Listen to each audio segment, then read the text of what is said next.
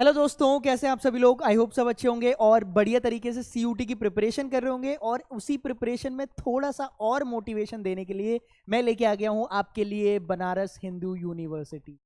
ठीक है, ये है काफ़ी लोगों का ड्रीम कॉलेज होता है, मेरा भी था एक टाइम पे, लेकिन इन केस नहीं हुआ तो भैया ड्यू पहुंच गए। तो ये जो ऊपर वाले अपर लेवल वाले हैं, ड्यू, बीएचयू, जेएनयू, तो ये तो हर किसी का ड्रीम कॉलेज होता ही है। तो इनमें मैं धीरे धीरे सारी वीडियोस वैसे ही बना रहा हूँ। तो आज अपन बात करेंगे बनारस हिंदू यूनिवर्सिटी, जिसको अपन बीएचयू भी बोलते हैं। ये जो अगर आप पीछे गेट देख रहे हो, मेन गेट, इसको बीएचयू वाले जो स्टूडेंट्स हैं, तुम लोग वहां पे पहुंच जाओगे तो इसको लंका बोलते हैं कि चलो भाई लंका चलते हैं।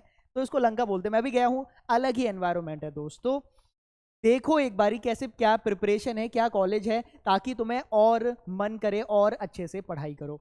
तो ज़्यादा टाइम ना वेस्ट करते हुए, तुम्हारा वैसे ही अभी एग्जाम है, तो ज़्यादा टाइम ना वेस्ट करते हुए सीधे चलते हैं कि भैया क्या क्या करना है, मुझे फटाफट बता दो। तो फटाफट वो देख लेते हैं, आ जाओ। एक बारी जो भी आपके दोस्त है ना, उनके साथ सेशन ज़रूर शेयर करिएगा, है ना। सेशन अपने दोस्तों का शेयर करना, जिनको भी बीएचयू में पढ़ना है। तो बहुत नॉर्मल सा है। सबसे पहले तो आपने सीयूईटी का एग्जाम दे लिया, खत्म। एग्जाम देना, सीयूईटी में अच्छे नंबर ले आना, सिर्फ और सिर्फ एक यही क्राइटेरिया नहीं है आपको कॉलेज में एडमिशन है। आपको उस पर्टिकुलर कॉलेज का, उस पर्टिकुलर यूनिवर्सिटी का फॉर्म भरना पड़ेगा, है ना। और वहां जाके सोलली अप्लाई करना पड़ेगा, अलग से अप्लाई करना पड़ेगा। तो पहले तो आपने यहाँ पे ये भर लिया। उसके बाद आपको रजिस्टर करना पड़ेगा बीएचयू की पोर्टल पे। ठीक है, रजिस्ट्रेशन बहुत नॉमिनल है, बहुत ईजी है, तुम लोग काफी कॉलेज में कर चुके हो, वो तो आपको पता ही है। उसके बाद fill the form and keep it for reference. आप फॉर्म भर लोगे, एप्लीकेशन नंबर जो रेफरेंस नंबर आता है उसको आप रखिए। बहुत नॉर्मल सी चीज, सबको पता है।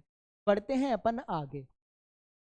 और क्या क्या मुझे चाहिए। ठीक है सर, मैंने सीयूटी का एग्जाम दे लिया, बढ़िया, मेरे नंबर भी आ गए, मुझे पता है मुझे सीयूटी, मुझे जेएनयू या फिर मेरा अगर बीएचयू की बात करूं तो मुझे बीएचयू में एडमिशन मिल जाएगा। लेकिन सर मिलेगा कैसे? उसके लिए कुछ और भी क्राइटेरिया हैं, एक्सटर्नल क्राइटेरियाज भी हैं, जैसे एज लिमिट है, एजुकेशनल क्वालिफिकेशन है, मिनिमम क्वालिफाइंग मार्क्स हैं, और आपने सीयूईटी में कौन कौन से एग्जाम दिए हैं, है ना। फॉर एग्जाम्पल, अगर आपको मैथ्स ऑनर्स करनी है तो आपने केमिस्ट्री डोमेन दिया हो, मैथ्स डोमेन दिया हो, और फिजिक्स भी दिया हो। आ जाओ। तो ये तो पता है, ठीक है। एज लिमिट ये सब एक एक करके अब देख लेते हैं। आ जाओ, ये लिखा हुआ है इधर। आपको अगर स्क्रीनशॉट लेना है, जो भी लेना है आप ले सकते हो, ठीक है। Required subject in CUET, you must have opted for section A. तब देखो, जो मेरा सेक्शन ए होता है उसमें लैंग्वेज है हिंदी या इंग्लिश, ठीक है। उसके बाद you must have completed, obviously तुमने क्लास 12 को तो कंप्लीट कर ली है, तुम्हारा रिजल्ट भी आ जाएगा अभी, विद इन 7 डेज आपका रिजल्ट आ जाना चाहिए, जहां तक है, ठीक है। सीयूटी पहले आ ही जाएगा, ठीक है। और यहाँ पे जो मिनिमम है 12th में, अनरिलेटेड टू, मतलब जो आपकी कास्ट है, कोई भी कास्ट हो, 50% तो आपको चाहिए। 50% से ऊपर आपके नंबर आएंगे तभी आप एलिजिबल हो एडमिशन लेने के लिए, नो मैटर आपके सीयूटी में कितने भी नंबर है ना, ठीक है। और एज लिमिट 22 साल है, आप 22 साल से कम के हो 1 जुलाई 2023 तक, है ना। और ऑब्वियसली तुम लोग कम ही हो गए यार, कहाँ 17-18 पे मेरी 12th हो जाती है, क्लियर। तो ये तो बहुत नॉर्मल सी बात है, ठीक है। तो ये है, लेकिन ध्यान रखना है ना, जो मेरे सब्जेक्ट मुझे लेने हैं तो ये आपको ध्यान रखना है। आगे बढ़ते हैं, अब स्टेप्स देख लेते हैं कि सर मेरे को अप्लाई कैसे करना है, मेरे पास जो वेबसाइट है उसमें अप्लाई कैसे करना है। तो कुछ नहीं है, बीएचयू ऑनलाइन डाला, पहली साइट आ जाएगी, क्लिक कर देना। क्लिक करने के बाद रजिस्टर कर लो, है ना, रजिस्टर कर लो। ईमेल आईडी और मेरा मोबाइल नंबर मुझे चाहिए रहेगा। उसके बाद नॉर्मल यार जैसे फोटो डालते हैं, वो मेरी फोटो चाहिए, साइन चाहिए, है ना। अब बहुत सारे टूल्स आते हैं तो आप उनसे यूज कर सकते हो, फालतू में तुम्हें कैफे वैफे जाने की जरूरत नहीं है। आप इतने कैपेबल बन जाओ कि खुद से फॉर्म भर लो, है ना। तो थोड़ा एडिट करना सीख लो, पेंट वेंट में यूज करके साइन और थंबनेल, मतलब थंब, तो वो आप कर दीजिएगा, ठीक है। फोटो और साइन, थंब की वैसे जरूरत नहीं पड़ेगी। तो पेमेंट करने के लिए आप लोग अपने पिताजी का, फैमिली में किसी का भी यूपीआई, अब तो सब लोगों का भी यूपीआई है ही, तो आप लोग वहां से नॉर्मली पेमेंट कर सकते हैं, ठीक है। और जो मेरा कंफर्मेशन पेज होगा उसको डाउनलोड करके रखिएगा, क्योंकि वह वो पेज लेके और सीयूईटी में जो नंबर आए हैं लेके पहुंच जाना बीएचयू, एडमिशन पक्का, एडमिशन पक्का।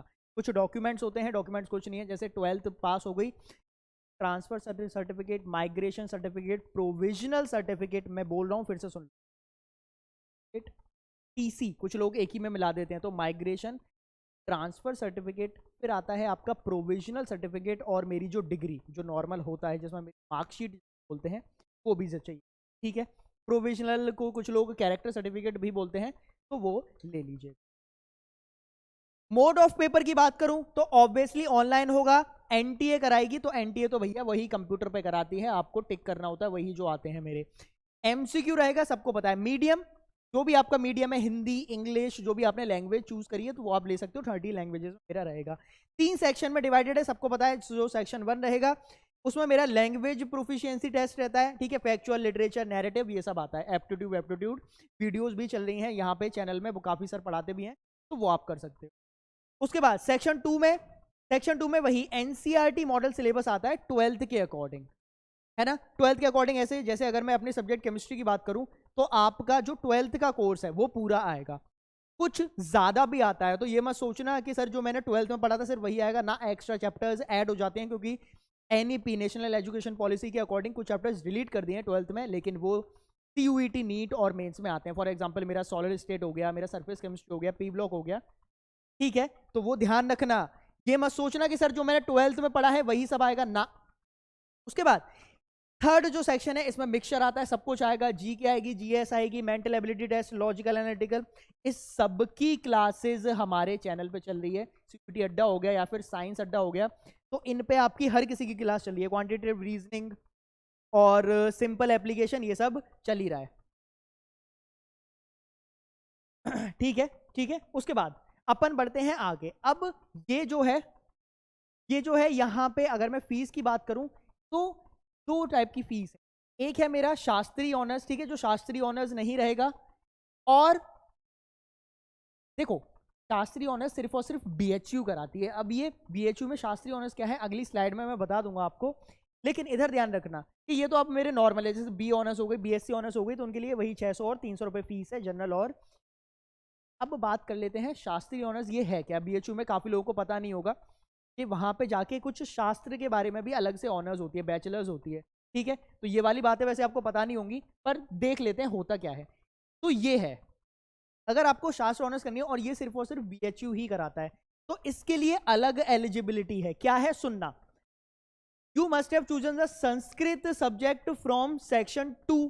सेक्शन 2 जैसे जिसमें तुम फिजिक्स लेते हो, केमिस्ट्री लेते हो, मैथ्स लेते हो, उसमें आपको पहले तो संस्कृत आनी चाहिए, है ना। संस्कृत आपने चूज कर रखी हो। उसके बाद qualification, you must have pass the माध्यम एजुकेशन ऑफ बीएचयू, जो बीएचयू का एग्जाम होता है वहां से, ठीक है।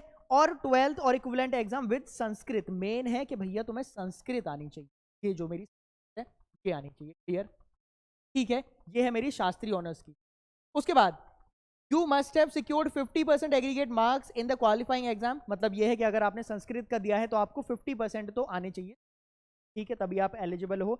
और एज तो नॉर्मल सबको बताइए 22 से ऊपर होनी चाहिए, ये ध्यान रखना है। तो मेरा शास्त्र ऑनर्स है, शास्त्री जिसको ऑनर्स करने हैं आपको, तो संस्कृत लेना है, डोमेन, मेन डोमेन सब्जेक्ट, जो कि मेरा सेक्शन 2 में रहेगा, और 50% मार्क्स मतलब 50+। तो ये थी पूरी बीएचयू की जानकारी। ऐसी ही वीडियोस आपके लिए आती रहेंगी। आप अपना ड्रीम कॉलेज, जो भी आपका कॉलेज है जिसके बारे में आपको इन्फो चाहिए, कमेंट बॉक्स में बता सकते हो। तब तक के लिए पढ़ाई करिए। Thank you so much, bye bye.